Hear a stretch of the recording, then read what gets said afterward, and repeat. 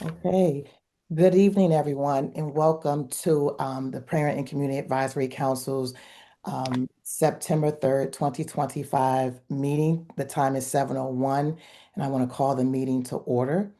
The purpose of this meeting is for the committee to discuss any recommendations that we may want to bring forward today, or any district conversations that we need to have. But since this is our first meeting at the beginning of the new year, as we are moving forward, and we are rooted in purpose, what I would like us to do is move forward to roll call. Ms. Lawrence, can you do roll call? I do apologize. This meeting is being recorded, and it will be on the PGCPS webpage, which is now Diligent. If I'm not mistaken, it's now Diligent. It's no longer Board Docs. Ms. Lawrence, can you do roll call, please?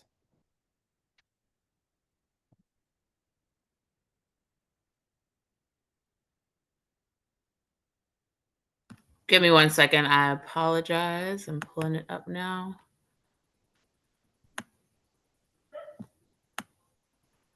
Okay. Will Bronson. Present. Thank you. And I apologize if I am mispronouncing the names. Grisha Horeta.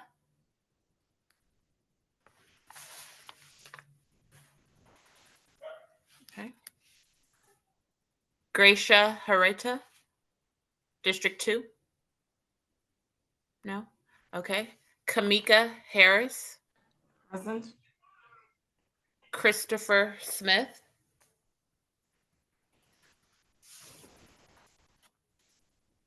Christopher Smith, District 4. Akimbra Lawrence, present. Teresa Smith. Present. Dolores Millhouse. Present. Yosaida Rojas Hinton.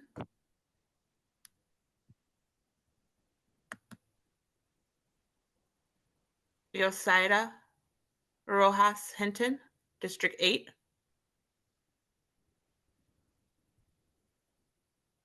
Okay.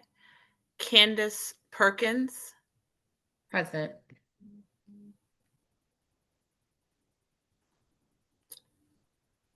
Okay.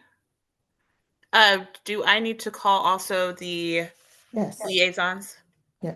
Well, no, we need to, the attendees, the superintendent appointees. Okay. Dr. Sheila Jackson. Present. Mrs. Robin Welsh.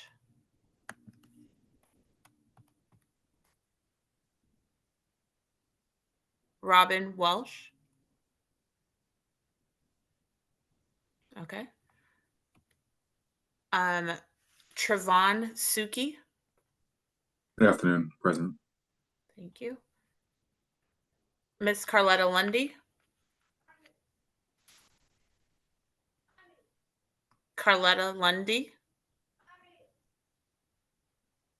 Okay. James Williams. Present. Okay. And Dr. Evelina Huggins. Present. Thank you. We have quorum. Thank you, and welcome everyone to our first meeting of the 2025-2026 school year. I am excited to see you all in boxes, but it was very exciting to see you all in person at our retreat to kick off the new year. At this time, we will move into item 3.1, adoption of the agenda. At this time, can we have a motion to adopt the agenda as it stands for the September 3rd, 2025 meeting?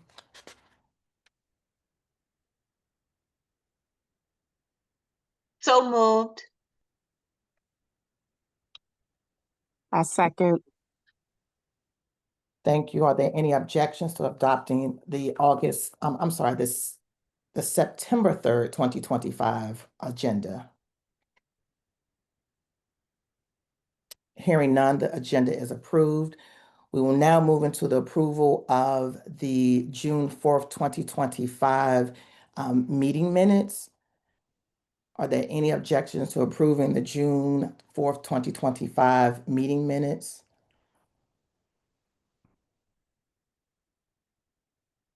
Hearing none, the meeting minutes are approved for June 4th, 2025. At this time, we will move into the report of the committee chair, which would be myself. And I would want to say first, welcome everyone. I am very excited that we actually have a full council starting off this school year. So this is a huge accomplishment for us as a committee. And I want to just go around rather quickly to introduce everyone. We have District 1 Representative, Mr. Will Bronson. We have District 2, who is not present today, Ms. Gricia Urete. District 3, Ms. Kamika Harris. Just do a quick wave in the screen. We have District 4, Mr. Christopher Smith, who is not with us this evening. We have District 5, Mr. Kimbra Lawrence, our recording secretary. We have District 6, our vice chair, Ms. Teresa Smith. We have myself representing District 7, Dolores Millhouse. District 8, who is not present with us, Ms. Yosaida Hinton. District 9, Ms. Candace Parker. We have that for our faith-based representative, Reverend Dr. Evelina Huggins. For our civic and community representative, Ms. Carletta Lundy, who's not here today. We have our nonprofit representative, Mr. James Williams. And we have our business representative, Mr. Trevon Suki. Welcome, everyone. You all look so excited. I know we would rather be in person, but we're here, right? We're here in the Magic Squares, and we are going to move forward and just doing a brief summary of what we went through this past weekend for our retreat. It was very exciting. We have some highlights that we will go into later on in the agenda. But I want to say to the public that it was an opportunity for us to come together. I want to thank Ms. Tashina Woodridge, who is our board support from the board office, who was there. I also want to recognize Ms. Mia Barton, who is also our administrative support from the board office, who is transitioning Ms. Woodridge in. And we can't do much of anything without them. And hosting these meetings is a lot of work, and they support us in that. But I do want to say that we are here representing the work that's happening, and our liaisons for the superintendent, Dr. Jackson, and Robin Welsh, who is coming on. They help create a conduit for us in connecting us to what's happening on the operational side, as well as making sure that we understand the impact in what we do on the policy and governance side with the Board of Education. So I'm very excited. We can't really see the excitement on these boxes, but I am very excited about us being here and what we will accomplish tonight. And just really talking about the work that we did at the retreat, and then getting some highlights from Dr. Jackson and Ms. Welsh about what we will do in moving forward. And so I do want to say that this agenda tonight is not very packed, but I wanted to make sure that we had enough time to talk about the retreat. So I did ask Ms. Welsh and Dr. Jackson to limit their presentation today. They did provide a presentation, but we will have about 5 minutes. And if you have any questions from what they're sharing, we will do so at the time. We don't have our liaison from the board, who is Board Member Walker, who she is not present tonight. Is she, Ms. Barton? No, she's coming. She's finishing up another meeting and she'll be here shortly. Okay. And so we are also privileged to have her supporting us this school year. And so at this time, I want to move into the report of the superintendent designee. I want to hand this over to Dr. Jackson. Thank you so very much. Mrs. Millhouse, has the timer started? I have 5 minutes. I just want to thank everyone for being here. I have a long PowerPoint. I'm not going through it, but it is your property now. I wanted to skip down to the slide. Thank you, Mrs. Millhouse, for reminding me of my promise at the retreat. There's a slide 7, that has the list of what we call CSI schools. Those are the schools that are going to be primarily addressed. So if you could click 2 more times, I think, but it's in your PowerPoint. So there are 24 schools, 2 of them are high schools. And when we get into the deeper data dive, it actually tells you why they're low performing in this last round of assessments. Most of them have a low performing student group of some kind, whether it's Title I, whether it's MLL, whether it's a special education group. That data will be available shortly. It is being analyzed so that Dr. Schrader can turn it into a presentation for the entire district for our parents. And on September 16th, there will be a session, a virtual session like this one, where the Office of Testing will review this data with the community to talk about it in depth as what it means and what are some of the strategies going forward to address that. Another important update, yes, you will receive invitations to, and Ms. Barton, I'm so sorry, I guess you're trying to find the slide. There's a slide in there that talks about the upcoming in-person meetings in the community with the superintendent right there. So these are the remaining ones for the rest of the year, rest of the fall. His plan was to get all of these done in his first 100 days. So he has done virtual ones, covered all 9 districts. Now he's beginning to do them in person. And as you look at the slide, you can see they're broken down by district and the board members will be present. A couple of them, even though they have a date, had another conflict. So some of them won't be present, but all of you are invited. You will be, I am the moderator of these meetings, so I will definitely recognize our PCAC members. You will have an opportunity to speak. I'm just not sure what the setup is going to be. Because usually Dr. Joseph likes to walk and talk, so he may not be on a stage or anything, but we will make sure that our PCAC members are recognized and acknowledged that night.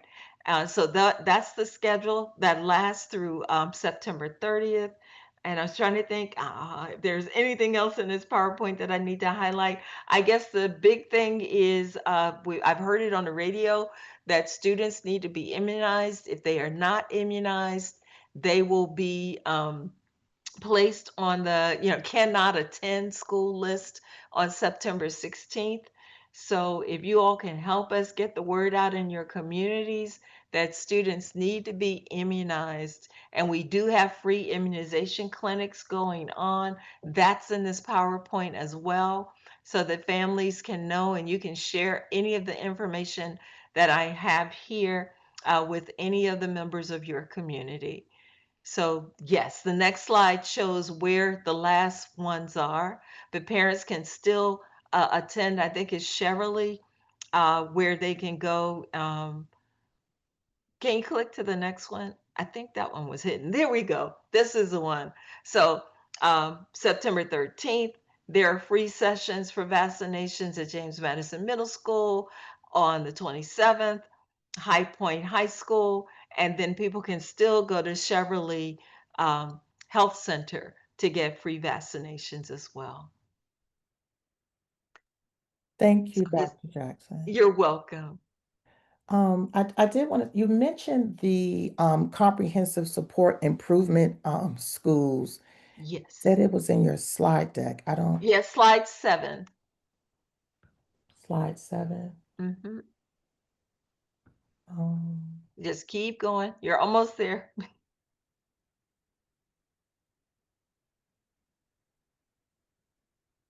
Can you get to it, Ms. Barton? I have slide 7.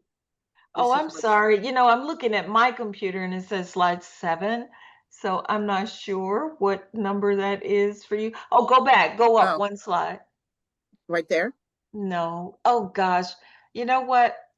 What does it say? I can just No, go through. no, it's not in your slide deck. It's in mine. Because Okay. I added it after we started our conversation. So everyone has the updated slide deck in their email that has the slide in it on the comprehensive schools, CSI schools. Let me see. Yeah, I Can I don't see it. share? Can I share? Yes, because I don't see it in the slide deck that was sent. Could you Yes. share? And can we, Okay, so I stopped sharing. Okay, and if you could let me share, Ms. Barton, and I'll open mine up right to that slide.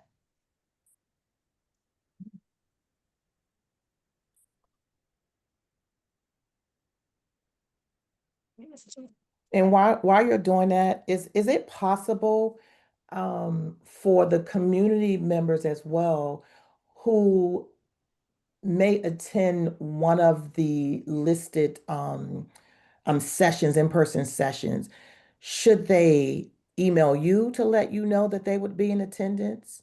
That would be And perfect. then that way, you Yes, know, if email there's some S mic Jackson, time. S Jackson, lowercase S Jackson at PGCPS, and just let me know which one you're attending, and we will make sure that you are greeted effectively, and I can make sure that you are recognized.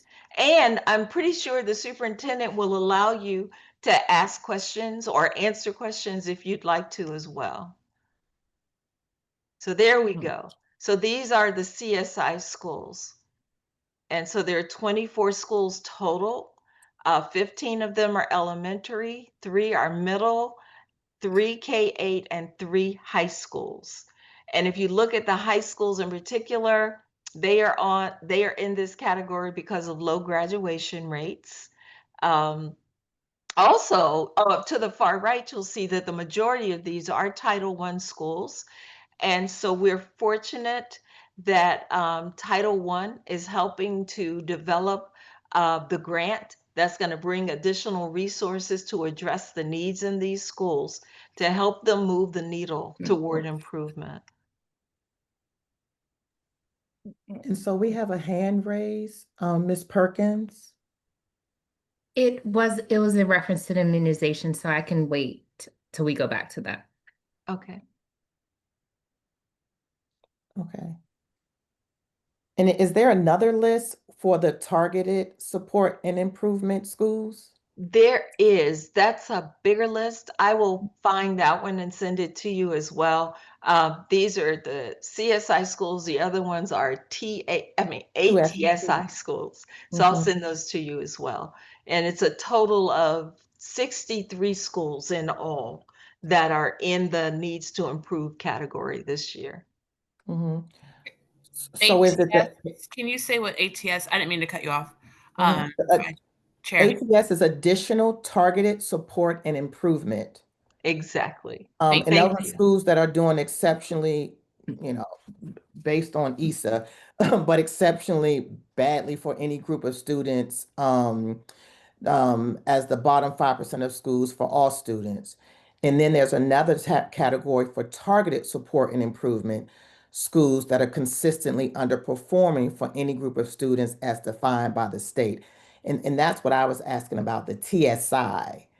And so And if I'm sorry, I heard CSI. I will get you all of them so that you can see them all. Mhm.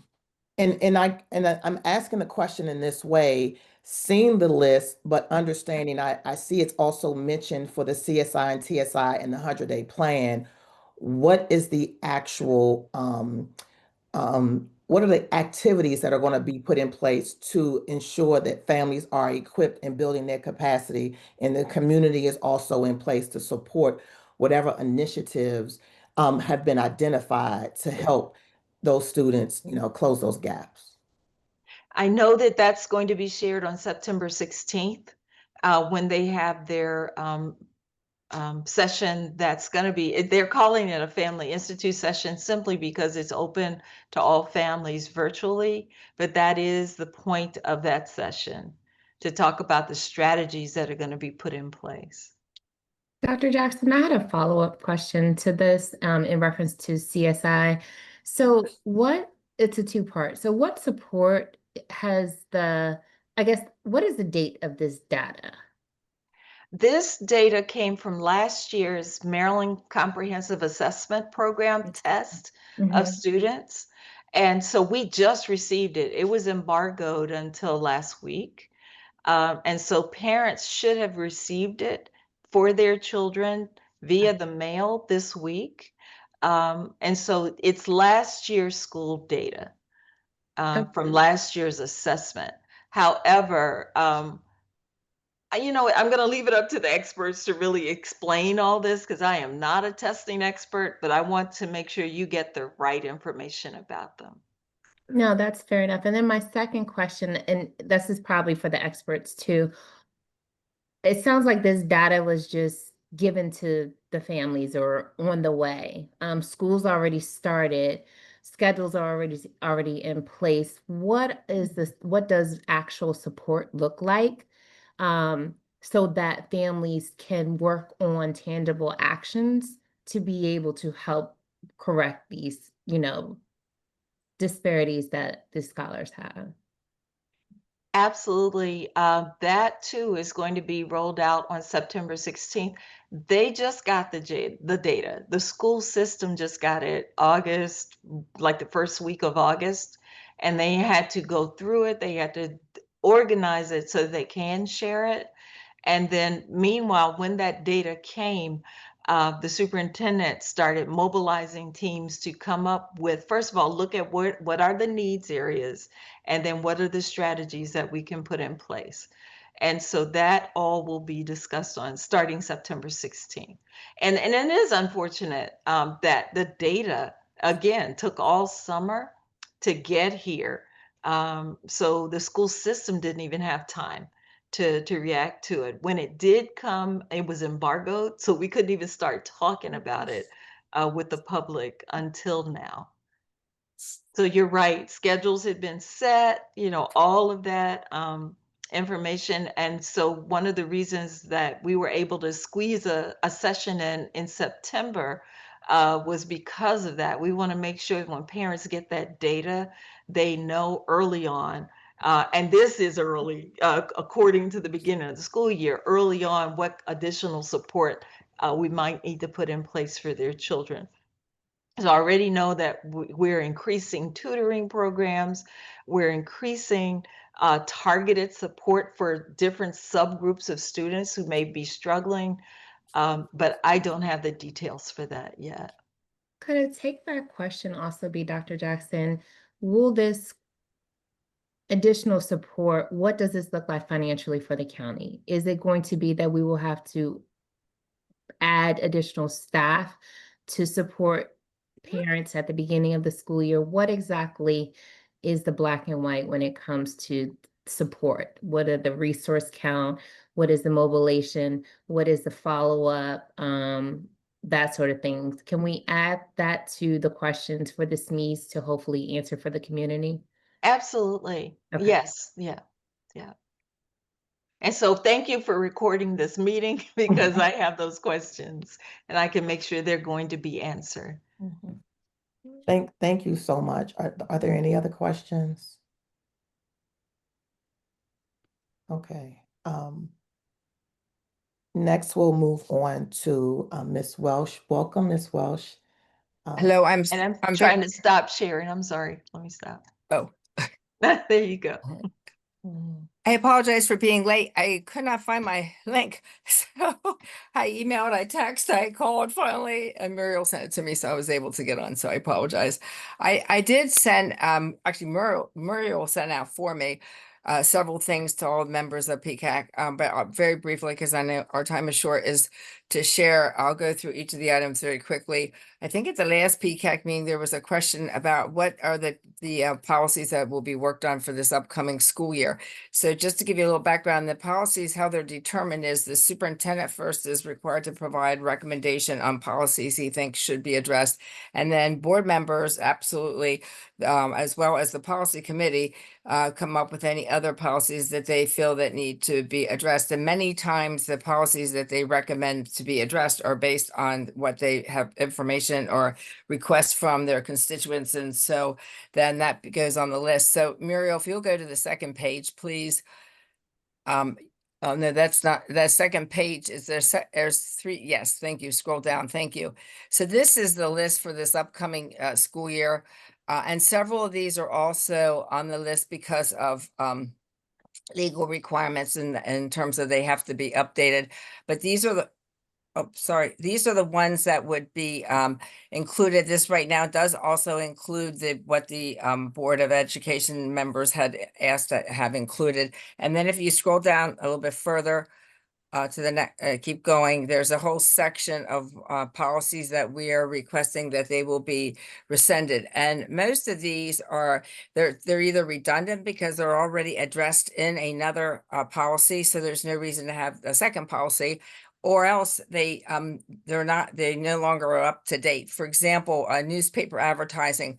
We don't do any advertising to the newspaper anymore. Everything is on the website, you know, like electronic things like that. So those are the ones that are the recommendation will be to rescind them. And then if you scroll down further, this section, and this is all in the policy on developing policies. What are the requirements? So these meet the requirements, what's in that policy.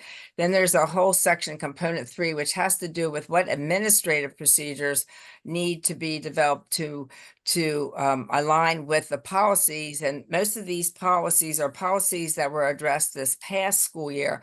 And so now the administrative procedures need to be updated so that they're aligning with the new policies or the revised policies. And then the last section is, I think there's one policy that that is a recommendation that we have an AP on immunizations, but we have no policy on that. So we need to have a policy that drives the actual AP. So that will be another policy that will be addressed this upcoming school year. So that's it for what the recommendation is for this upcoming school year. Do you want me to just keep going? And then if there's any questions, we can stop at the end. Ms. Yes. Millhorst, okay. And then if you would go then, Mia, to the page that has what you written there. There you go. So at the August 19th committee meeting, they did address that work plan we just shared. And then we did talk about policy 8100. And that's an important policy that I wanted to bring up tonight, only because in the conversation that the committee had, they actually, so the Board of Education has several committees that are standing committees. There's policy and governance, there's the BALFO committee, which has to do with operations, there's the academic policy and the audit academic committee, and then there's the audit committee. And so and in the past, it talked about five, usually it's like 4 or 5 board members that sit on each of these committees. And so the recommendation came up for the possibility of having a parent or community member sit in each one of these standing committees. So this policy will be coming back up in the September 16th meeting. I have put in language to address their request, the committee's request, as well as some other language in terms of there should be a committee that addresses the evaluation of the superintendent, and actually a committee that addresses the evaluation of the Board of Education. And that has not been in place. And so we have added it to 8100 to ensure that for the future, moving forward, those things will be happening. So that was one that we discussed, but it will be coming back up again. And then evaluating the superintendent and the participation in meetings electronically, neither of those actually ended up coming up in the August 19th meeting. So they'll be at the September 16th meeting. And then these other meetings are ones, the other policies are ones that were the request is to rescind, which is exactly what I just showed you on the other page. And then we had no policies right now that are out for public comment. And then we have policies that are moving to the board for first reader, and that will be telehealth and community schools. So that was basically in terms of policy, the conversation at the August 19th Policy and Governance Committee meeting. And then what took most of the time in the Policy and Governance Committee was the next item, Mia, can you share? Yes. So this summer, I spent a lot of time meeting with each of the chiefs and getting information from them on what they thought were should be the priorities for the school system, what areas of concern they have, areas that where we have need, and we will probably need more than anything financial support to address many of the issues. And so a wide number of things came up, but then the committee asked that we identify 4 major priorities, and of them, the 4 that came to the surface were special education, which is an important one. First of all, we have over 11% of our students receive special education services. And if you look at their test scores and their needs and stuff, that is an area that we continue to need assistance, resources, additional funding to be able to provide the kinds of programs that these students need so they can be successful. And then I'm going to jump down to number 3, which has to do with programs to address multilingual students' academic achievement challenges. And so that's the second priority. And that is actually critically important also because 40.1% of our population is actually considered to be multilingual students. And they face, not only do they face trying to learn the content in their classes, but many of them, it's learning the mastery of the English language. And when you learn English, you first learn it socially, and then the academic language comes later. And that's definitely much harder and much more complex. So the school system faces not just the regular instructional challenges of making sure the students master the content, but also master the language. And that's a critical piece for us. So that is another priority. And then construction of facilities is one, and that's was a priority identified last year. But we still have issues with, healthy school buildings and renovating aging school buildings. Over 50% of our schools are 40 plus years old. And so even though we want to get into renovations and we want to build new buildings, when you have a building that the HVAC system breaks down or whatever, you absolutely have to repair it. And of course that costs money. And then that's pulling money from our ability to move forward in doing renovations and building new buildings. So it's an ongoing problem that we really need assistance with financially because of so many old buildings we have. And then the last major priority is safe and secure environments for students and staff. Because ultimately, if a student is not in a safe and secure environment and they don't feel safe and secure, it makes it 10 times harder for them to learn if they are stressed by what's happening in the school. And so the Safety and Security Services Department, they're looking at replacing the cameras. Right now we have analog cameras and they're moving to digital cameras because those types of cameras have much more capability, as well as then more security enhancement devices they're looking at to move into some of the middle schools. And then they have tried vape detector sensors into the high schools and have noticed that they're seeing, it does pick up students who smoke, but it also has picked up students who are doing drugs and stuff. And so that's been helpful in reducing those students, reducing the number of those students. And then finally, the emergency response at the elementary level, they're looking at alert systems for that. So that's a major area, and we continue to need the grant funding that they offer and more of it, so that because our needs are pretty significant in this area and we need to do it. And then the ongoing priorities, which we labeled as key measures for future success, are of course to maintain local board autonomy, because the board is really responsible for the governance of the school system, and then implementation of the blueprint, and then overall adequate school funding. As you know, last year a lot of it got reduced, but they were moving forward. The legislature was moving forward to making bigger cuts in the blueprint funding. And fortunately, not as much was cut, but still some was cut. So ideally, we'd like to have that funding replaced. And then a recruitment and retention of teachers is always an ongoing issue.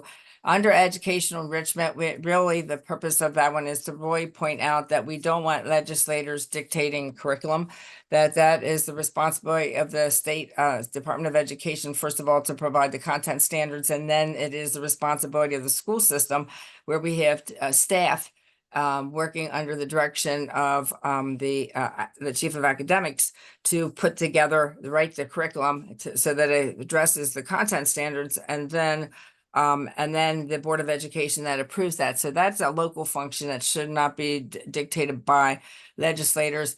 And then, of course, student welfare, which goes to things like counselors and mental health providers, like even drug addiction providers, therapists, those types of things, as well as like I'm just trying to think some of the immunizations, that's another area of concern, just making sure that's available for students. And then sustainability goes to the whole issue of ensuring that we have our schools are green, that we are using green cleaning products, that we are, and the new schools as they're being built, they're set up in a way so that they are conserving energy. The electric buses, which cost a lot more money, and then the infrastructure for those. And then information technology really goes to getting, the recommendation has some guidance from the MSDE related to, for example, the do's and don'ts of AI, and also accessibility. And then charter schools have to do with, of course, the accountability, both fiscally and academically. And then shared solutions really go to addressing past legislation where that it was passed or wasn't passed, legislation that wasn't passed that we wanted to have passed, that maybe we can work together with legislators to move that forward. And also some legislation that did pass that was not, that the school system was not pleased about, and actually had some negative consequences for the school system. So that is the big picture. It's a summarization, and the Board of Education on the 21st, then at the Board of Ed meeting, they did vote and they did approve these legislative priorities. And I do believe that each of you did receive an invitation to Legislative Day, which is on September 19th, of which will then be an opportunity to work with the legislators to really talk about these priorities and identify ways of moving forward with them. Thank you, Miss. That was a lot. That was a lot. Well, you said talk fast because I mean, yeah, that was a lot. Miss Smith hand. Miss Smith, are you with us? Oh, I didn't realize my camera was off. I am definitely with Yes, you that all. was a lot of good information. And because of time, I want to just throw this over to Miss Smith and have her to ask her question. But Okay. as always, Miss Welsh, you bring a wealth of information. And we probably just need to have a session for you so we can kind of dig in to understand how is that really a key measure for future success, because it just looked like a list of things, but there is nothing that shows how you are actually, doing anything specific, and it's, measurable, and it's, all those smart And things that should go with it. But I want to throw it to Ms. Smith. can I just tell you one quick thing about that list of key measures? So that was a quick summary for the board, but the platform itself is developed. It's in draft stage right now, but it will be finalized and it will have many of the details you're requesting. It's just not there yet. So That measurable details, because maintaining local board autonomy, I would love to see how that measurement impacts what's happening in the classroom. Ms. Smith? Okay, great. I You're going back on just mute. got two questions about the first legislative priority dealing with. Oh my goodness. Can you guys hear me? Yeah, but Can you hear me keep now? going in and out. You're going Can in you and hear me? Yes. Okay. Hopefully you guys can hear me. Not sure what's going on here. Got two questions about the first legislative priority dealing with special education. I wanted to know if you could share if there is a legislative proposal or partnership that's currently being discussed at either the county or state level to ensure that the funding and the workforce priorities are actually going to be achieved for special education. Then the second question is, given that we have these ongoing shortages for special educators as well as the related service providers, I wanted to know how is PGCPS planning to use, their advocacy efforts on legislative day to secure long-term solutions solutions for both staffing and funding stability? So, well, first of all, we have, Trinell Bowman has put together in detail the different, the expenditures that we have that are the things that are not funded currently, but absolutely we need in terms of the programming for students as well as for compliance. And so that is a critical piece that we will be sharing with those legislators on Legislative Day and having conversations with them. You know, that all the conversation occurs on Legislative Day. Of course, there's no guarantees of what ends up happening, but provides us with an opportunity to at least really express what our needs are so that they have a better understanding. And it's not like we're just saying, oh, we need this, but that we can give documentation for what and the data to support why it is that we need those types of things. As far as ensuring they won't take funding away, I mean, that is actually in the actual booklet that I'm working on right now. That shows up several different places because we don't want them to touch any funding. But oftentimes it's uncertain how it will play out because there's many other things out there unrelated to us even that will impact what's happening in the overall state budget that could ultimately come to, impact us. But we will continue in working with the legislators. And our goal is in having the conversation we have with the legislators at Legislative Day that we receive some type of commitment that they are willing to, really work for us to move forward and ensure that we continue to receive and continue to get more funding in the world of special education. Thank you.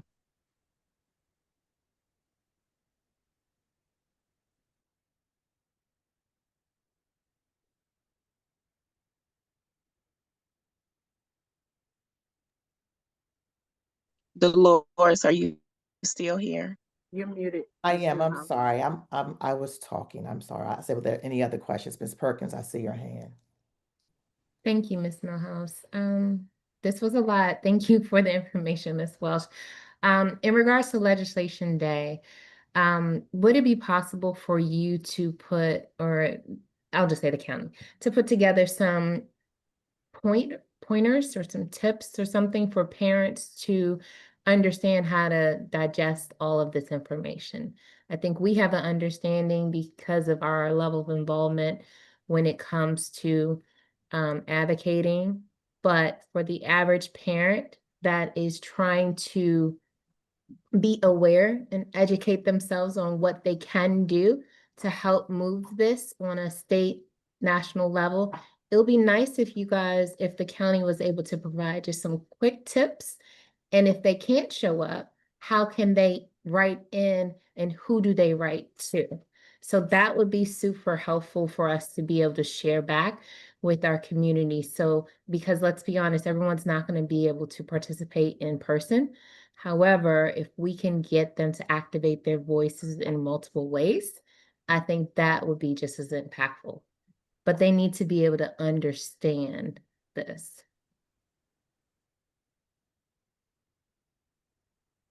You're on mute, Robin. Okay, well, I want to state something as well for and what Ms. Perkins was stating. I think it's important to make sure that the community also understands the I see here the legislative priorities. And then when you see this key measures for future success, there's not always going to be an alignment with the community with what the board has approved as a priority. So I think it would be very impactful for the community to understand um, the why these are priorities and how they resonate and will impact the classroom directly.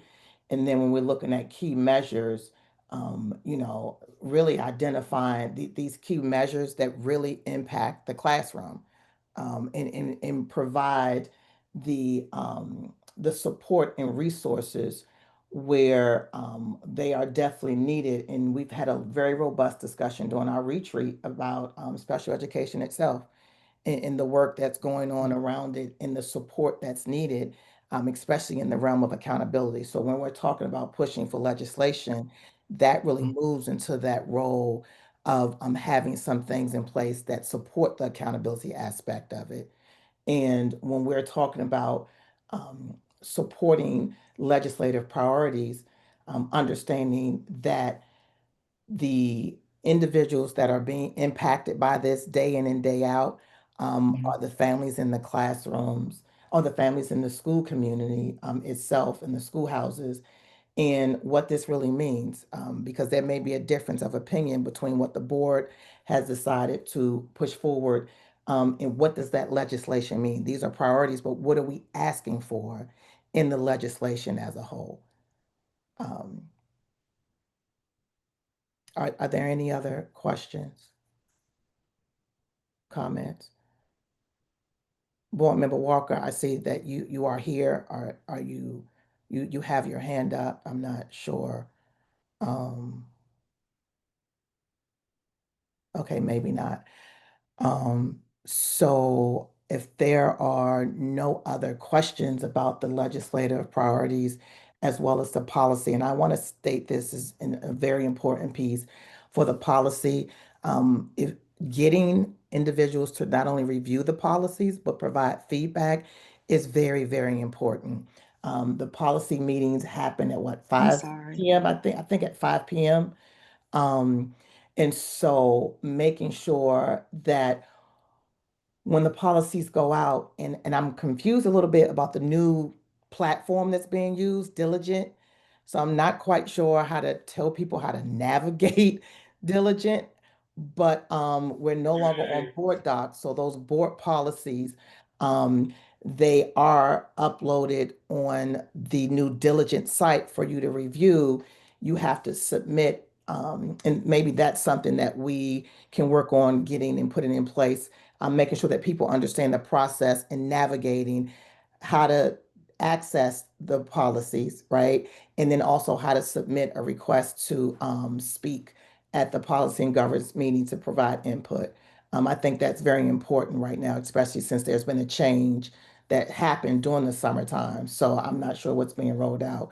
But Board Member Walker, thank you for coming. Did you have something to add quickly before we move to the next item? Yes, absolutely. I'm going to make this really short. Thank you so much for having me. I know I'm not a member of the committee.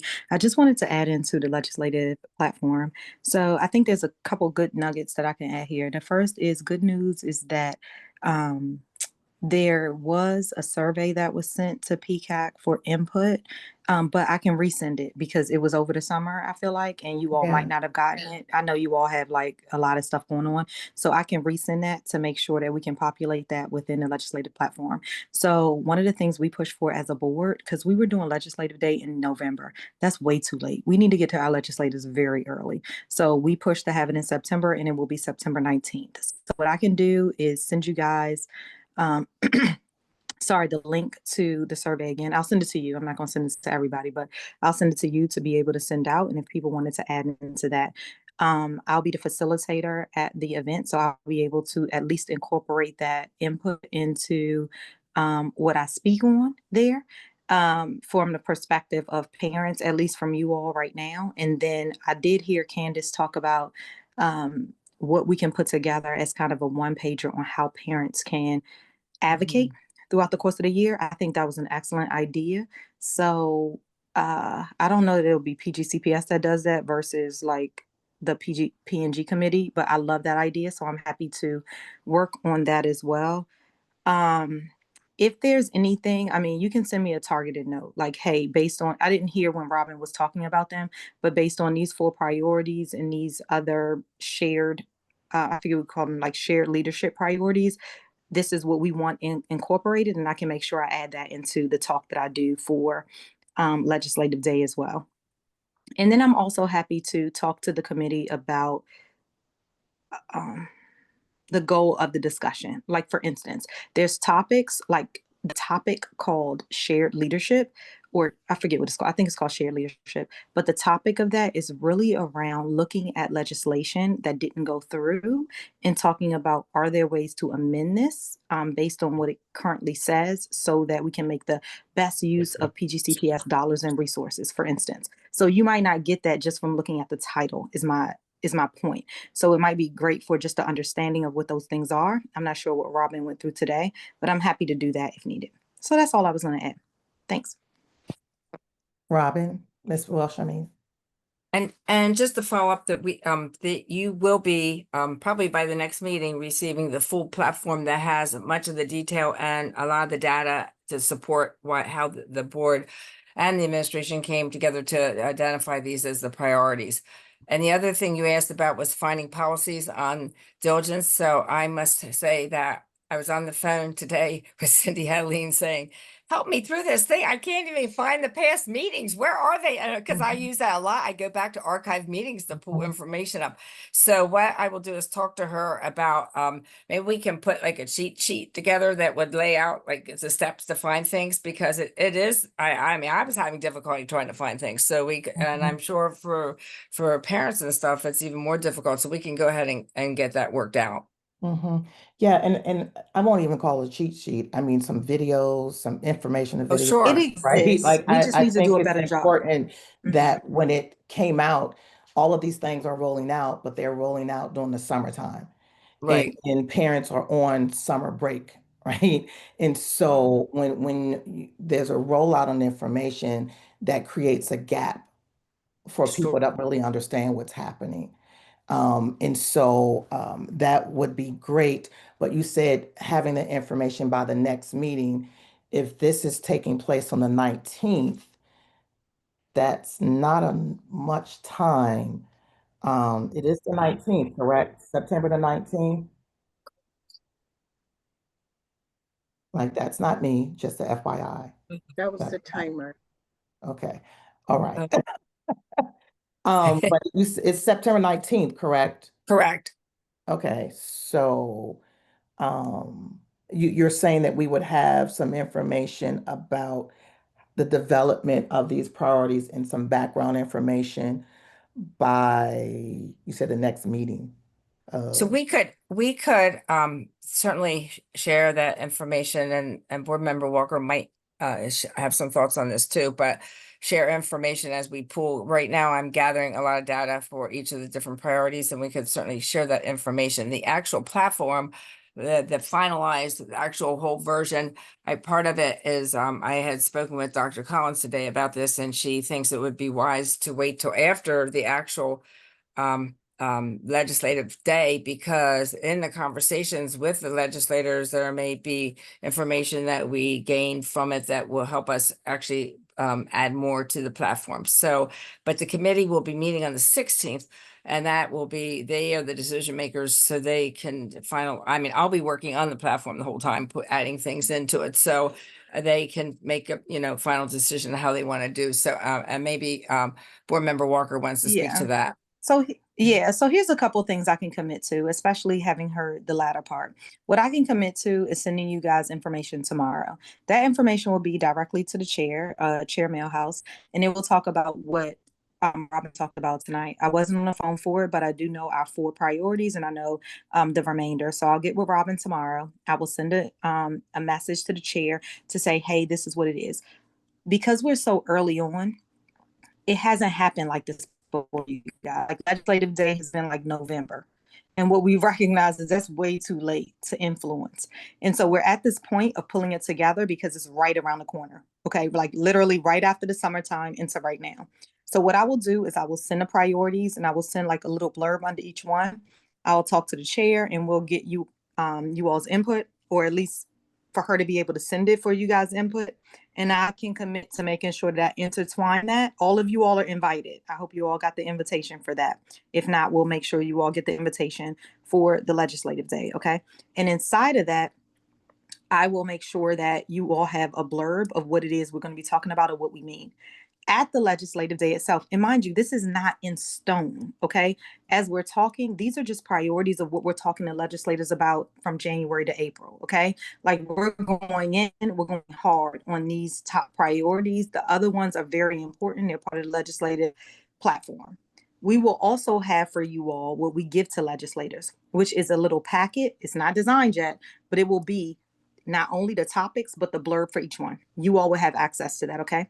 The reason why you all are invited is because this year, specifically this year, it's the first time we're going to have a working session, which means that you all will be involved with the legislators. Those of you all who are able to come will be involved with the legislators to talk about the key topics, okay? So that is important to know too. It's the first year ever that that has been done.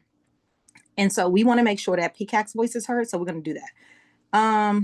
What other points should I talk about legislative day? Did you all have any other questions, Chair, that was about legislative day that I should talk about, or? No, if, you know, Okay. one of the things that Okay. you didn't hear when, is that, as I shared from my perspective, having an understanding of the background and how these priorities came about, how they align with, of course, the Maryland state plans, the various plans that are out there that align with the classroom. But based on what the board came up with, it doesn't always mean that the community is going to align with that. And so I am not big on here's some talk points and say this, especially if, there has been no opportunity to really understand the method behind, the reasons behind, none of that. So that's really it. So whatever you said that you were going to provide, that would be very helpful. Miss And let me add this Smith? too. Oh, I'm sorry. Okay, so before you add anything, I want to get to Ms. Smith and Ms. Perkins because I don't want to belabor this too much, but Ms. Smith? Just real quick, in light of hearing that there will be a working session this year, I would like to recommend that the Disability Issues Advisory Board is also invited to Legislative Day, considering that special education is one of the top priorities. I believe that there are members of that board that will have fruitful information to be shared. And CCAC, because CCAC, that's their focus area. And Yeah. DIAC is supposed to be ADA with a piece of special education. So the special education group is CCAC, right? So if we're talking about the other advisory groups, DIAB and CCAC, if we're talking about the invitation of other advisory groups. Ms. Perkins? Thank you, Ms. Millhouse. Ms. Walker, maybe I hope that you can answer this. Don't mean to put you on the spot. Last year, there were students invited to Legislation Day. This year, will there be scholars invited as well? And if so, will there be a mix of some sort of representation from the county this year? Is it available for me to speak? That's just to the chair. Sorry. Is it time or are you going to go through? Ms. Perkins she's presented the question to Oh, you. absolutely. So thank you so much. So the so where we're having it is Crossland High School. Okay. And their specific space that they have available to us is very limited. And so we were very strategic on who we were inviting, which is why I pushed for PCAC to be there, because I want to hear the parents' voice. So what I will do now is, based on the RSVPs that have come in, take a look at what additional opportunities we have in order to invite additional people and take into consideration with the committee about the DIAB in the CCAP. And see what can be there. But what was important to me, quite frankly, was to make sure PCAC was there. And so if we can, Vice Chair, if we can submit the questions that PCAC might have and be able to talk to that, and I will on a back end see how many additional invitations we have. I am absolutely happy to welcome the community, specifically around those advisory committees. But for sure, my commitment and push was to ensure PCAC was there to be able to bring the parents' voice. And I was successful at that. And that's why we're ensuring that happens. The other thing I wanted to tell you all is another thing I pushed really hard for was to have this earlier so we could get influence into the legislative discussion, which was from January to April. right? So we know we need to influence from January to April, but we know that some type of discussions are happening within like the summertime months, et cetera. So that did happen. Now we're in September and we're having it even earlier. What the problem is that we're recognizing, which we didn't recognize before, is that guess what? September is right after the holiday. And what that means after the summer break is we didn't have time. So what we have to decide now, don't forget, this is the third time we're having a legislative day. Okay, only the third time. The first time, the second time, and we learn each one. So now what we recognize that in September, even though I wanted to get earlier and we pushed for earlier, it's right after the holiday. So what do? Do we say no, not September, when we can influence because we know that's the time? Or do we wait until November, which we know is too late? So what do? So as a board, as a P&G committee, which I'm on as well, we have to balance that. And so the balance was no, we want earlier. What that means is that now, because we want earlier, we got to get information and access to y'all during the summertime, which nobody likes. This is the first year and we're going to get better every year. So I apologize, honestly. I really apologize for the lateness or the summertime when parents aren't available. Maybe we can move it to October and take our chances, but we really want to get input from you all. So I will commit to the things I committed to and be diligent with that.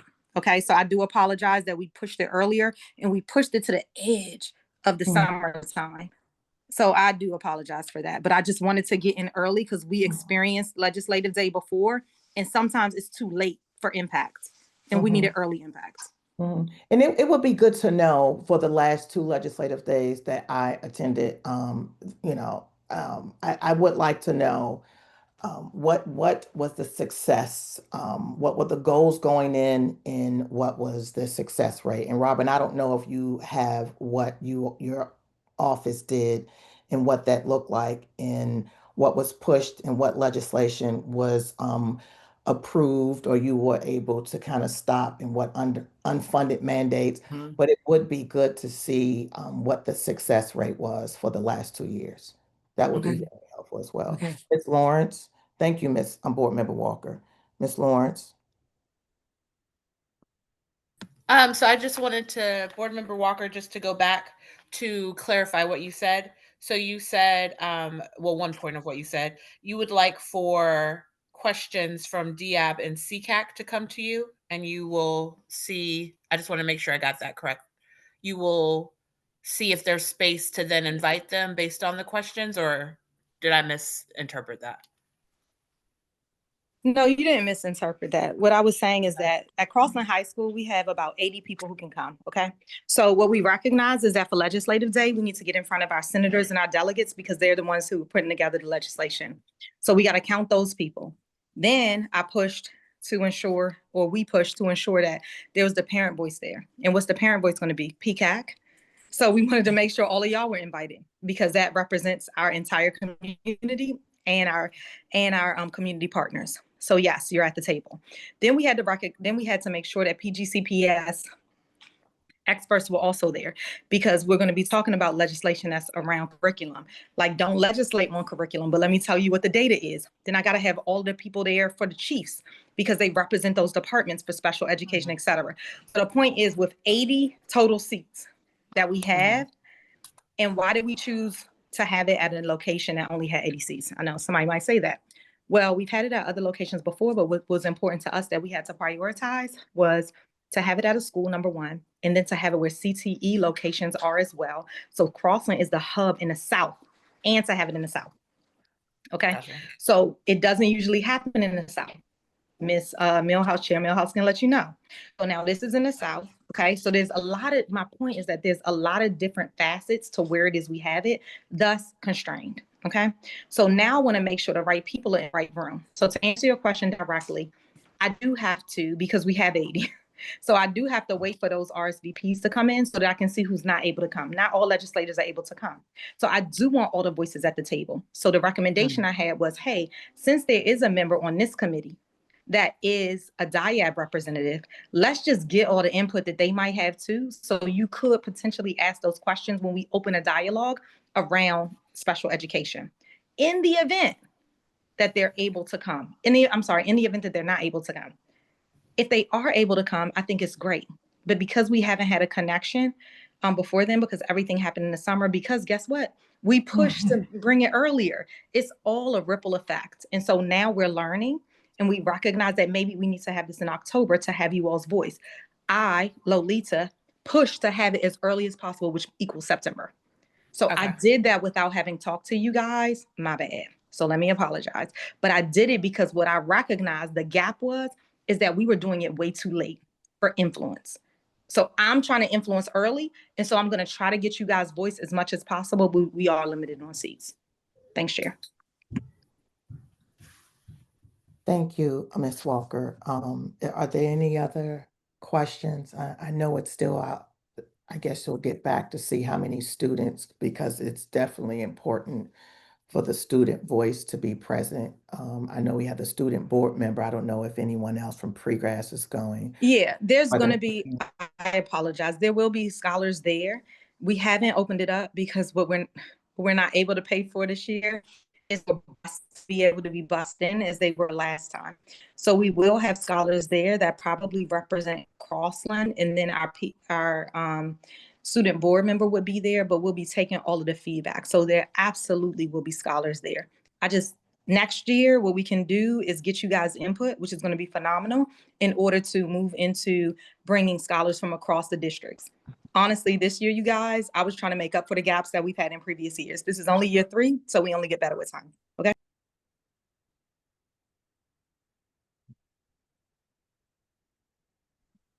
Ms. Perkins.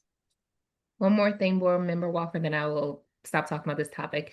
Perhaps if we can just get the PGAS scholar board member involved in creating a survey to send out to the peers so that those people, that representative can still have the voice of the scholars so that they're aware that this is happening. We don't necessarily need everyone in the room physically. I get that. I understand that with space constraint, but maybe that's another way that we can continue to have voice representation as well. That's amazing. Yeah, I'll take care of that. Thank you so much. That's a great solutions focused idea. Thanks. Are there any other comments, questions, suggestions?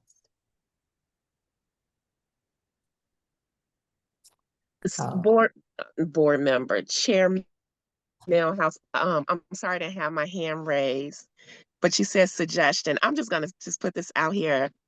Legislative day, I think, is very important, and I would hate for us to have a barrier as it relates to space limitation, considering we have tons of schools in this district.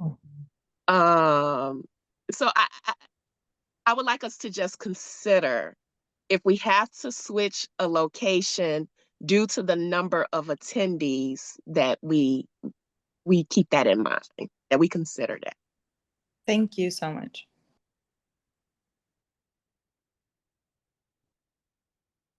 Okay, so let us move on. We are now on item 7.1, the PCAC August 30th, 2025 board retreat. We had some really robust conversations that came out of that. And some of that also included making sure that people's voices were heard. We discussed items about forming subcommittees to provide focused attention recommendations to the following areas. One of the areas was transportation, which aligned with PGCPS strategic outcome goal number 1, the interim superintendent's 100-day plan, goal number 6. We spoke about special education, PGCPS strategic outcome goal number 1, and interim superintendent's 100-day plan number 3, academics. We also spoke about accountability. How are we monitoring and evaluating implementation? We, meaning PGCPS, implementation of goals and commitments that they have. And so what I would like to do is put a pin in that right there so we can begin to formulate some more conversation around the subcommittees. And as we're talking about legislative day, and one of the priorities is special education, that was a very big topic for us. At this point, I just feel like we've just gone over a bunch of information and to transition into this next topic. almost seems as if I'm not doing due diligence to what we just discussed.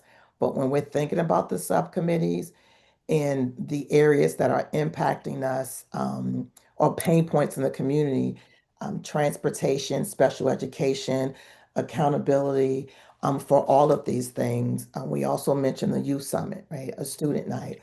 So what does that look like as we even move into preparing to participate in legislative day? So I want to open the floor up for discussion. If anyone was having any thoughts outside of the meeting about subcommittees, what were some of the things that you took away from our retreat? And what would you like to suggest as a subcommittee that we can begin to move on? Chair Millhouse, just wanted to correct the transportation aligns with strategic outcome goal number 3. Okay, so they're both academic? No, the transportation alignment is strategic outcome goal number 3, and then 100-day plan goal number 6, Okay, operations. okay. Thank you for that. Sure. Questions, comments? The floor is open. We're not going to be here all night. So, Ms. Smith. Yeah, I don't want to be here all night. So if the question, I don't know if the question is, should we have the subcommittees? If that's the question, I absolutely do think that PCAC, it would be good for PCAC to have these 2 subcommittees as it relates to special education and transportation. As it relates to special education, it's a broad term. And I don't know if we as a council would like to break it down a little further on what we believe we could try to tackle under that umbrella. Nationwide, there's an attack on special education, and there are barriers that we have here at the state level as well. So I think that there are a lot of things that can be addressed, but we want to have some wins.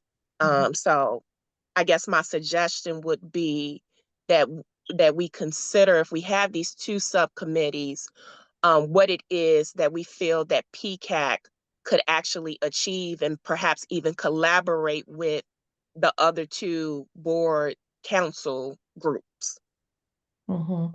And so from an advisory standpoint, the presentation that the special education department had done a couple of months ago, um, to me is always a great starting point in looking at the policies and any administrative procedures that are out there. We're not here to reinvent the wheel or anything, but really just address some of the pain points.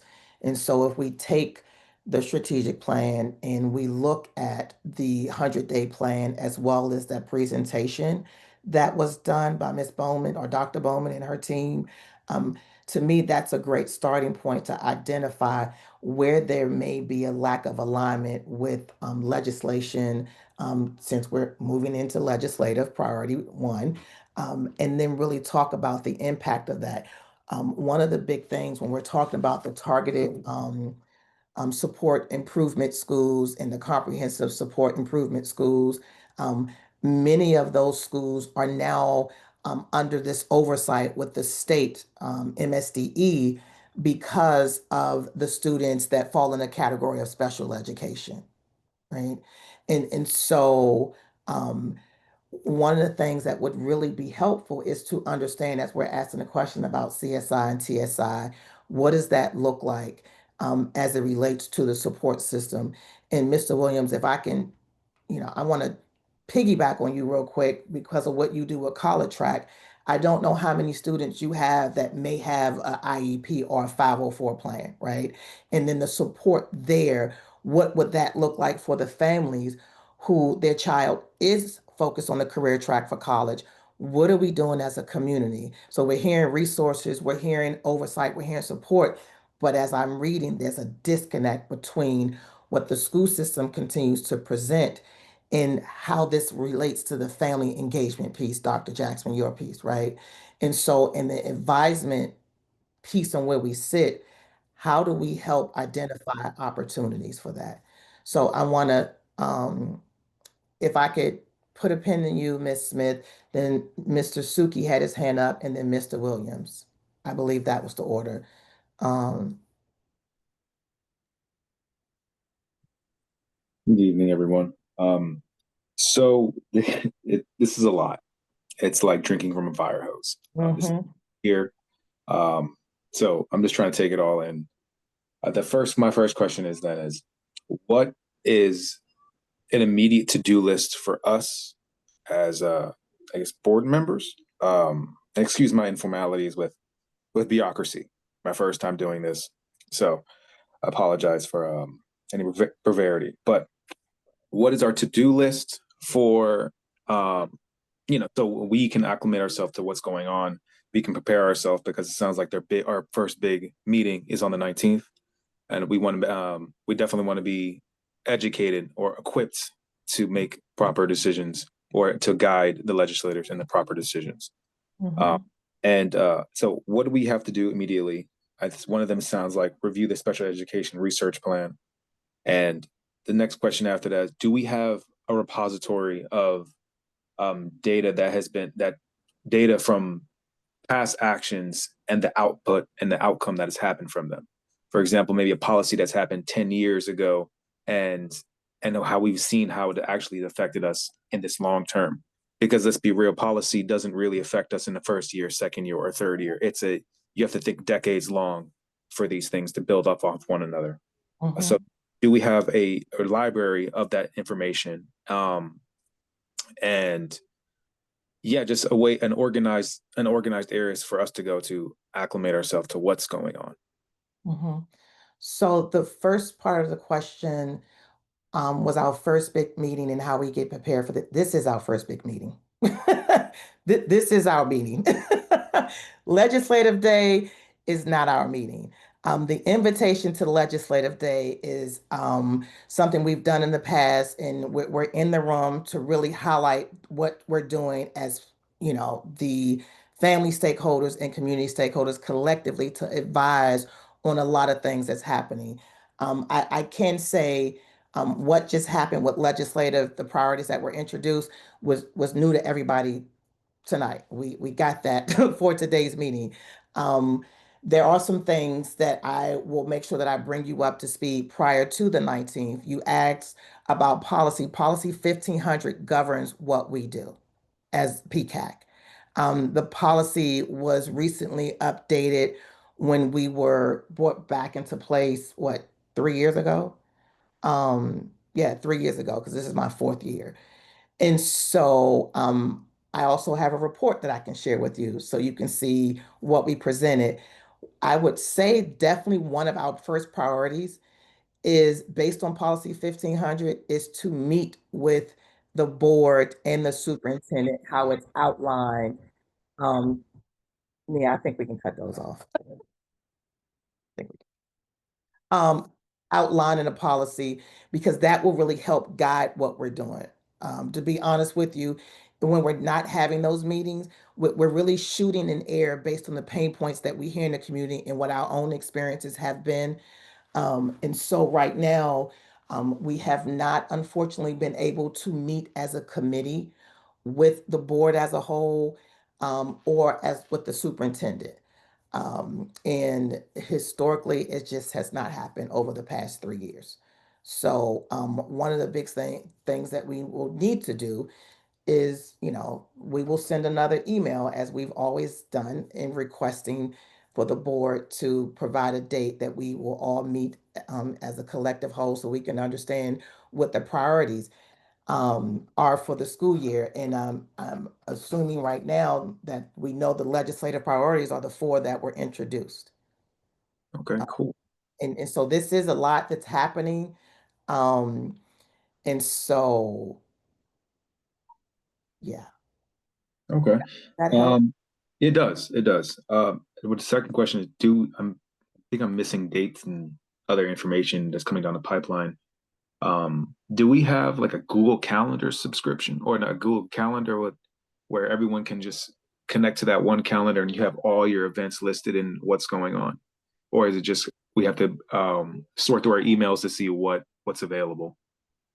So, Miss Barton, is is there a way that we can connect everybody? So we only have one PCAC account, one PCAC email box. And Right, so right. we can send the calendar invites and you can just add them to your personal calendar. That way, Ms. Yeah, Barton, right? Because the meeting should have gone out that way already. yeah, Yes, because I so okay, what, sorry. I mean, other than just referring to the board's web page to see what meetings are coming up, legislative day will be on that meeting, on the web page.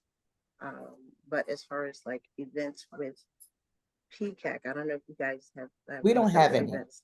Okay, We so don't. you just have your meetings and then you had your Yes, retreat, just the right? meeting, we had the retreat. So, Mr. Suki, we don't have, what generally happens is we will get an email or invitation to meet with a particular group, right?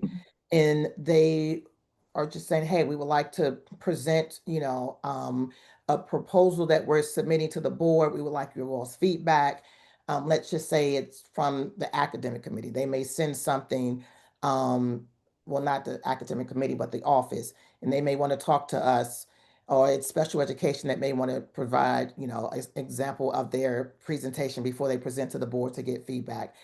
That's how it has typically gone. We don't have a set calendar of meetings other than our standing meeting for the first Wednesday. Correct. Um, we, yeah. Okay. Yeah, because if we do use the G Suites or the Google Mail, if you do have a calendar, you can share it with us, and then we can add it to we can add it to our calendar list, so we can definitely see everything if we just select that one calendar. And that was just suggesting if because if someone misses a meeting or they don't know that they can check the website for upcoming events, then that can be a solution for that. And then that was technology wise. That's about a library of information. Do we have that? Do we have that library information from past? I know you talked about some. So we do have the Google Drive, Oh, which, you all, well, let's just be clear about that. It was my personal drive that I'm now moving over now that we have a PCAC email box. And just for background and context, we don't have a budget. We did, get an email account for us. So that stuff will be migrated off of my account. But Miss Ridge and Miss Barton, I'm not sure if you all would be able to go forward and make sure that the invites for the Google Calendar, everyone has access to that so it can go on their dates. I'm not sure because our administrative team helps us out. So, the leadership for PCAC, we don't send out the meeting invites or anything like that, but Miss Barton and Miss Woodridge help us out to keep us on track. okay, So fair if I enough. could interject just a little, Mhm. as far as the PCAC email, I don't have access and password to that. It's only you, Miss Millhouse, and I believe Miss Smith. You guys have full control Oh, over Miss it. Lawrence. Oh, yeah, you all gave me the email. You all gave us the login, but okay. Yeah, well, I think it was from two directors back, so I don't have the password for that. Oh, yeah, no, we didn't have two directors back. We just got it the last year, but it's Mhm. okay. We will figure it out, Mr. Suki, right, Miss Lawrence and Miss Smith?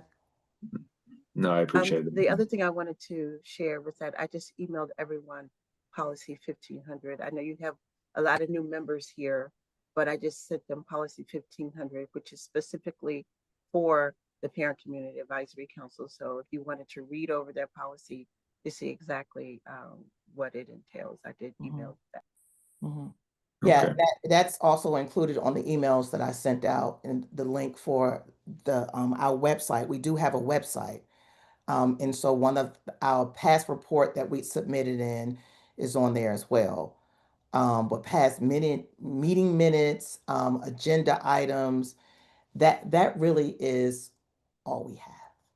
Fair enough. You're working with limited resources. Understandable. Understandable. I'm saying Um, it with a smile. and I believe I want to touch bases with what I think Ms. Perkins said. Something creating a layman's document for this the parents. The parents. I personally have a son in the CRI program in Lamont, and quite frankly, I have two different perspectives from it. And the one is that from the teachers, parents aren't involved, right? They're not motivated, and that's a whole nother topic in itself. And how can we build up that motivation and teaching, teaching the child. I get that all the time and say, hey, like we just don't get that type of engagement. And then the other thing is, when I did ask for information on what other programs or what can we do to, help supplement my child's education outside of what I do personally with him. Yeah, I don't get any good information. Quite school doesn't have any good information. Like for example, the PG Parks has a fantastic disability program in the summer, like for a few weeks, and nobody knew about it. But so I had to, once I found out, I sent it to the school, and I didn't say, hey, pass this out to the other parents. But if no one tells them anything, they're kind of stuck in their bubble. And let's be real, I'm always very candid with the special education program, because it is a minority program. It doesn't have a lot of attention because it is what it is. Like, it's not the majority of people. So only so much finite resources can go to this part of the school system. But it does kind of frustrate them because it feels like they have no help. They feel like no help. And honestly, PG County let me down not too long ago, where I had a great advocate for a great support specialist for my son. And she was asking for a few more $1,000s. And they were like, well, we don't have the budget. So now I lost one of the greatest aides that he's ever had because they couldn't give her $5,000 more. Come on, dude. I'm sorry, my colloquialism. Like, really? and so it's like with these little small things that, again, finite resources. Even we are working with this right now. It's just how do we put fire to the people that control the money to give us the money that's necessary? And I think that's always the biggest question, right? Because money's always the issue. And we have it. Let's be real. PG County is still pretty rich. Like, we have it. So, sorry, I'm ranting a little bit, but yeah, just go back to the point. I think what Ms. Perkins even said, creating something layman to give them immediate information that's very elementary, then they understand it, and then they can take action. So then we can have more people aligned with us to say, hey, we have the people, we have the parents on our side, and this is what they need and what they want. And it's a great segue into what you're saying, because when you say talking to the people who have the money, that they will be there, well, who have authority to approve, right? They will be there on legislative day, right? And so those individuals need to hear a very rich, authentic experience that we're having, versus something that's manufactured, as if everything is all well and good, but to really understand this is the impact when we're losing funding. And this is what needs to happen. And this is why we need those resources. So when we look at the special education priority, I see systems of support to address the individual needs of students receiving special education services, incentives to attract and retain special education educators and related service providers, or it says increase funding to start off. Right. And so I don't need too many talk points from the board to say, well, say this. No, I don't. This is my experience. So I can speak from a more enriched place because I can say what's happening. And that was a part of the conversation that we had at the retreat. When we're talking about special education, you have so many people who are saying the same thing. Why is there such a gap? What is happening between what you say you're going to do and what is actually happening, and where's the accountability? So when we're talking about increased funding, you can throw more money at something, but who's making sure that it is going to where it's supposed to go to, and where's the accountability layer, right? And so I think when we talk about, do we need a special education committee? There are several members on here that you all may collectively come together to say, hey, here's something that we want to focus on. I will be there on the 19th, or I won't be there on the 19th, but this is something that we can talk about doing when we get there. We're listening for X, Y, and Z, and if we don't hear it, let's introduce it from this perspective. Does that help? It does. It does. It makes perfect sense. Okay. Appreciate that. Appreciate the wisdom on that. Welcome. And then, you and I also need to Yeah, connect. we definitely do. I appreciate that. Welcome. Mr. Williams. Yes, thank you. So wanted to get to the 2 points you brought up for the discussion at hand. Wanted to offer this. So thinking about the best use of time, maybe identifying the folks that are interested in being in the special education and then also the transportation working groups. And then from there, it's the responsibility of those working groups to identify, their objective, their 1 to 2 goals they're interested in focusing on. And then in either our next meeting or when we determine that next time is, that's when we come back to discuss those things. Just to kind of keeping us like, steadily moving along and putting some minutes to action, because I don't know if it's necessarily the best use of the group's time for everyone to be sharing input into what those groups should be focusing on, because that could get a little all over the place unless we already had like a framework or a roadmap coming into this conversation. I don't think we had one. So just offering that as some next steps. Folks want to identify those groups and then we move forward from there. And then I'm more than willing to support with like a framework or a roadmap again of like the responsibility of those groups identifying objectives, 1 or 2 goals, some element of student and family engagement within each one of those groups, and then they can create whatever the deliverable is. No, that is perfect, and that's why I want us to identify, do we want to even continue the discussion right now about the subcommittees? We mentioned it at the retreat, we're having it here, and if we want to move forward with identifying transportation and special education as the subcommittees, we will need to move forward with a vote.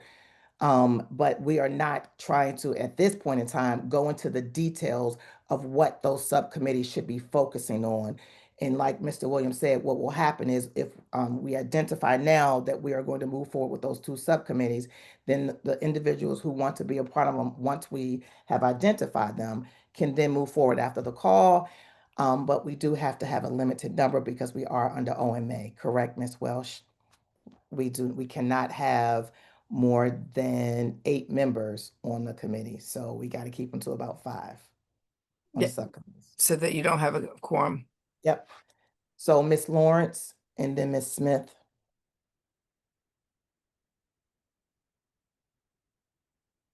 You're muted, Ms. Lawrence. Apologies. So I just wanted to go back to, we haven't met with the full board or the superintendent. So while, yes, these subcommittees are great, I feel like we're going to continue to produce recommendations that don't get acted on because we don't know, we have what we think the priorities are.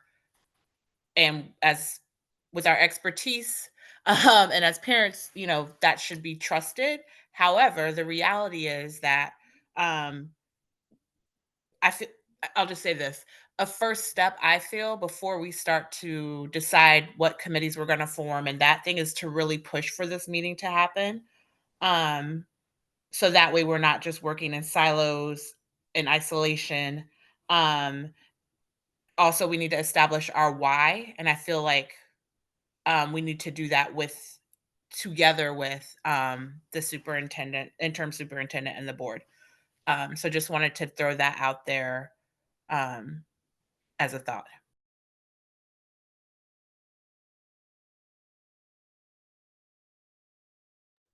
Karen Milhouse, you were on mute. Ms. Smith, I'm sorry. Have to respectfully disagree with the past comment. only because of my tenure with PCAC. And I know that we have worked hard to get these meetings in place, and they did not happen. So I believe that we need to continue the work that needs to get done in light of a lot of urgent things that is occurring with our families and scholars. So with that said, I would like to move that PCAC establish 2 committees that respectively focus on special education and transportation.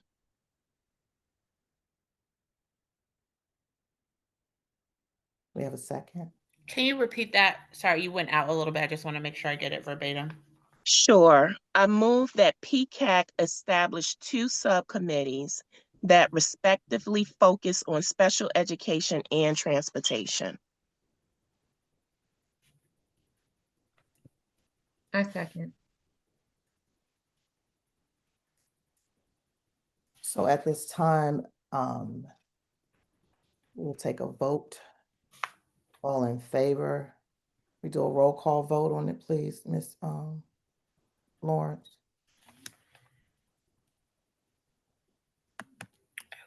Okay. And excuse me if I call folks that aren't here. I'm just trying to move us. Will Bronson, I know, is not here. Gracia. Will Bronson is here. Oh, sorry. Will Bronson, I apologize. Yay.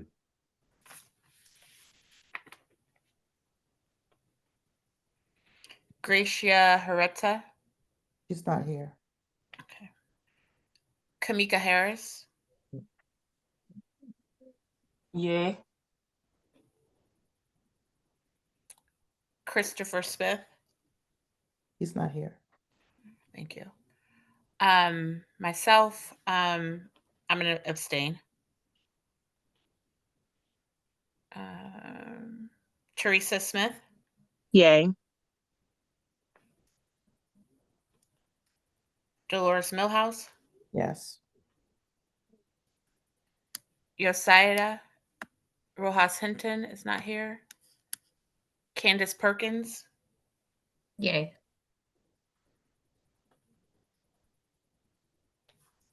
And then apologies, learning. Dr. Jackson and Mrs. Welsh. Yes. Yes. Okay. Aye. Dr. Jackson. Aye.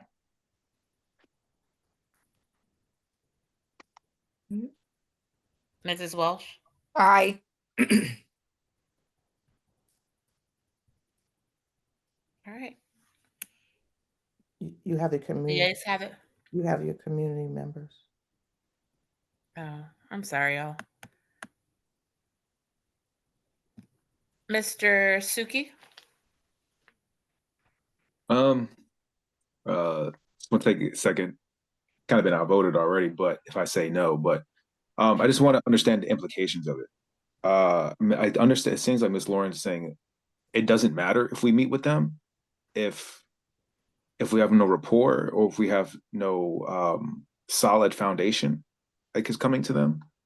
But also at the same time, it sounds like from Mrs. Smith's angle, it's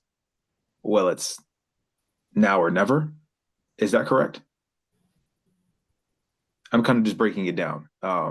Is basically So facing during right the now? vote, we should have done this prior to the vote for discussion. But at this time, Miss Lawrence did give her opinion that we should wait till we meet with the board as a whole and the superintendent and his team. Miss Smith perspective on that is in the past 3 years, the board has not met with us as a Right. whole, nor have we met with the superintendent. And what we've done in the past is still submitted in an advisory report where some of the things were acted upon. And at this point, it is really more so about what we all are experiencing, the community's pain points, to then move forward with the recommendation to the board and the superintendent about special education as well as transportation. Okay. I like to break things down in small pictures. It sounds like Mhm. you write the letter, you knock on the door and give it to them. That's what it Mhm. sounds like. Mhm. Um, well, I have to say yay because it seems like that's the only thing that's going to work on them, unfortunately. So yes, I'll approve. And Miss Lundy is not present. Mr. James Williams A yay.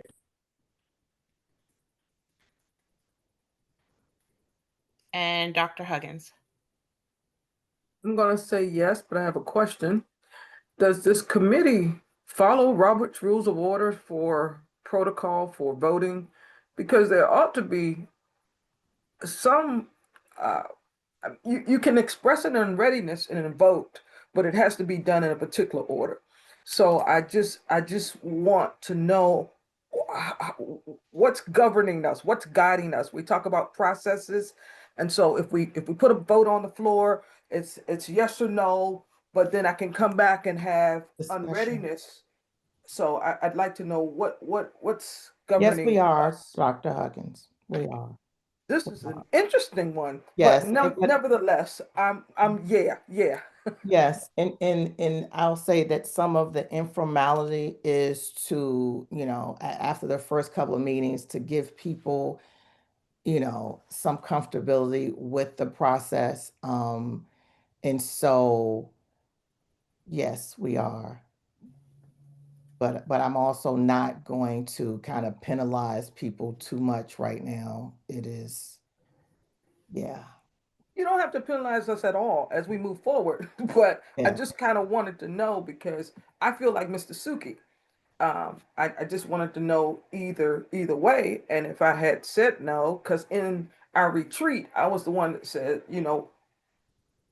I was the one that was a little bit apprehensive of just wanting to put committees on the floor without having some scope of what those committees would be about, much in the way that Mr. Williams has suggested.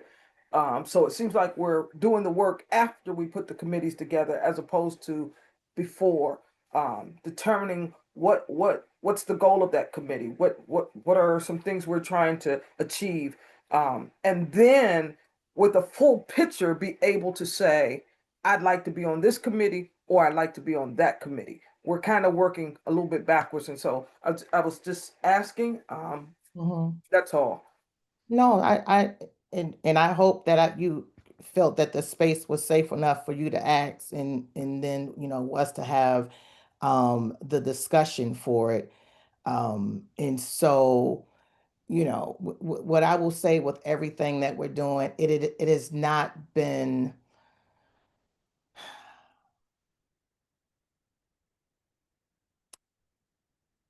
We have been flying the plane and building it at the same time and kind of being thrown into the midst of stuff. Like it is not what it should be. It is not how easy it could be. Um, Unfortunately, with the educational realm that we're in, it is still a lot of politics with it. So the fight to get to where we are right now, to have at least a policy in place and still needing to change that policy, because one of the things that we need to focus on with the policy is for the district members. The policy doesn't say that the parent has to live in the district that they represent.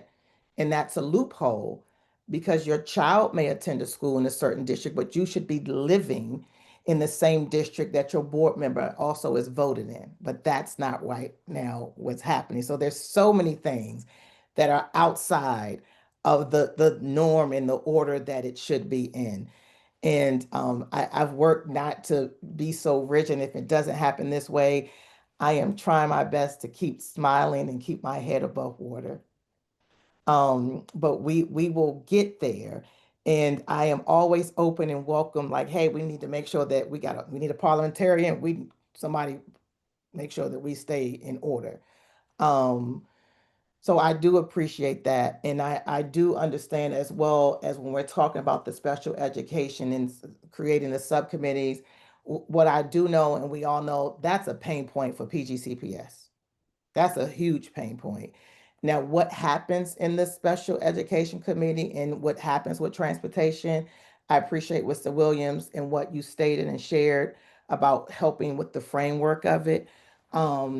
You know, and it may also change, but right now I want to say let's finalize the vote because I did just jump in with some explanation. Ms. Lawrence, can we get the count for the vote? Did you call everyone? Yes, I did call everyone, so the ayes have it. The motion is adopted to establish 2 subcommittees that respectfully focus on special education and transportation. Okay. And what I would also, thank you. Thank you. So at this time, we will move forward with the subcommittees for special education and transportation. And who's ever interested in those subcommittees, please email pcac@pgcps.org and let us know. And so we will make sure that you all, remember, it's only 5 slots per each one. Mr. Bronson. You're on mute. You're on mute. Forgive me. Good evening. I appreciate all the robust discussion. I think what's interesting that I would just offer is there is a difference between advisement, advocacy, and oversight. And I would just offer to the group, I'm pretty familiar with this policy 1500. I've read it over several times, and I would just offer the group, especially when we're talking about meeting with the superintendent. And again, I am a little bit more measured than others, and I will probably be somewhat contrarian, but I will offer anyway. From the systems perspective, I have been that person from the government in the community. And there's always a fine balance in making sure that the group is offering themselves to be productive and constructive. And when you're advising, we should just always be mindful that there are different hats that people are wearing. And advising is one thing, advocacy is another. They meet sometimes, but they are different. And I am just trying to, again, I am new to the advocacy perspective of this. And I'm just trying to wrap my head around just the group maybe having some discussion about where those lines meet. And that determines what actions need to happen, what your level of effectiveness is. And it just seems to me the discussions have been much more oversight of the school system than advisement to the board. And I would just offer maybe some sidebar discussion about that may be warranted, maybe not. I may be totally off kilter, but I felt like I just needed to say it, even just because that's how I'm feeling. So thank you very much. I appreciate it.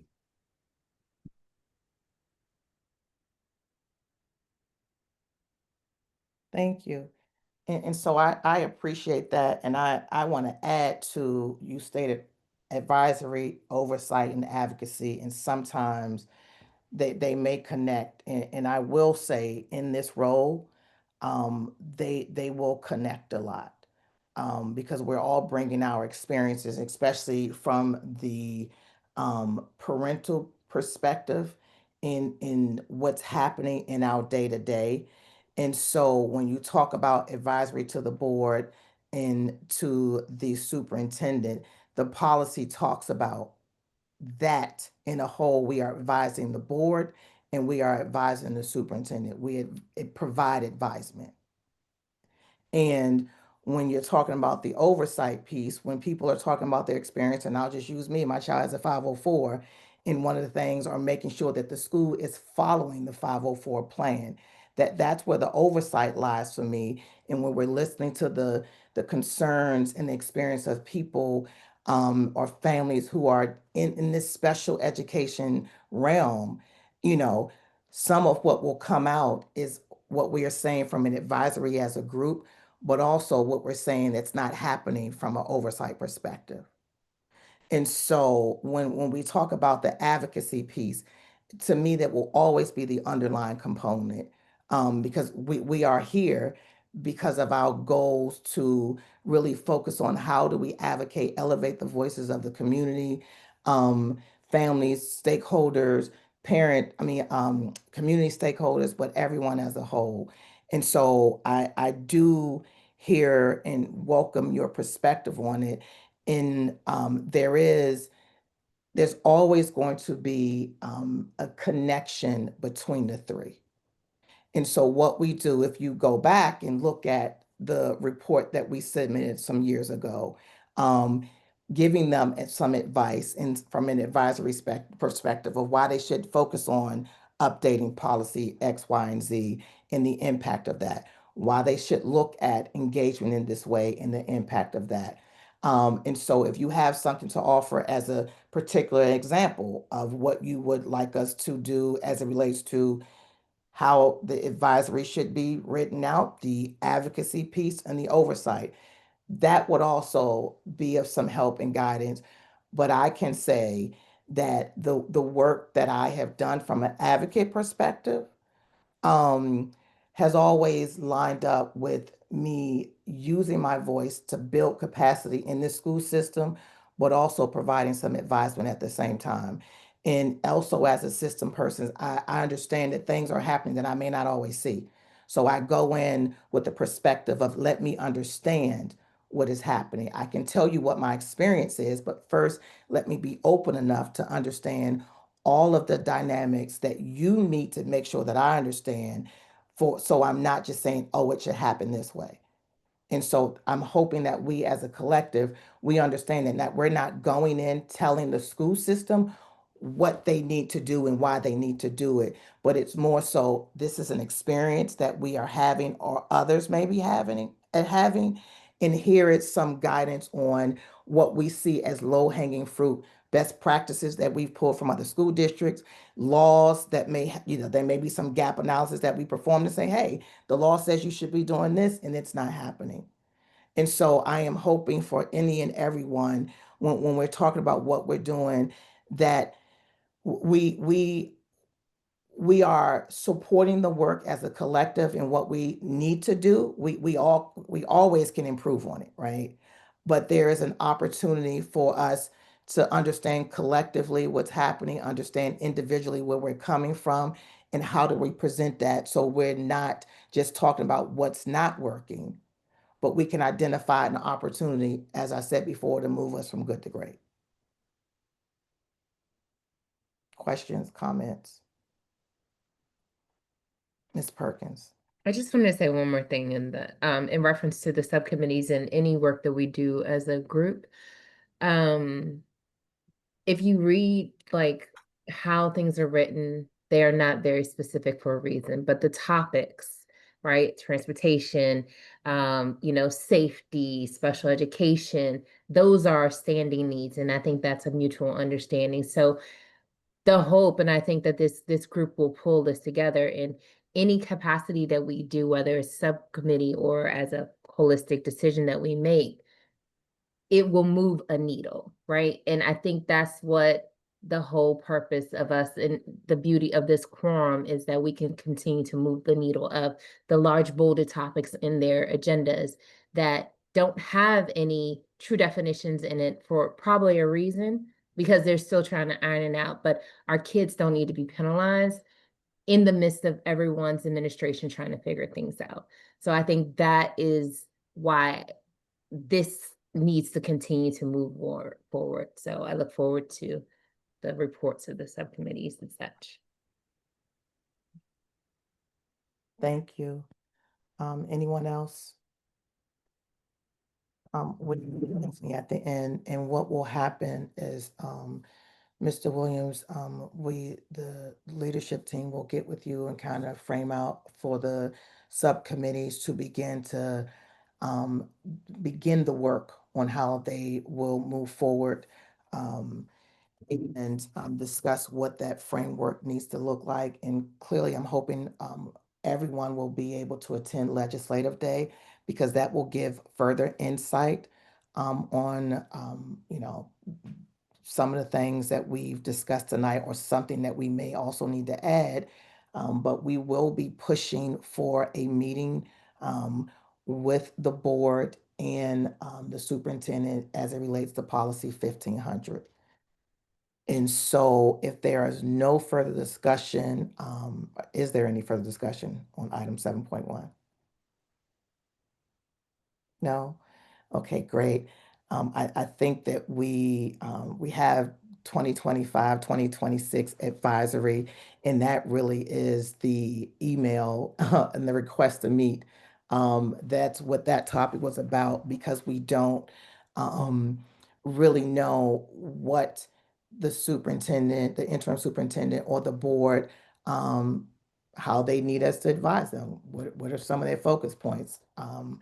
And so we will work to get that in the letter. Um, are there any other questions, comments, anything you want us to add?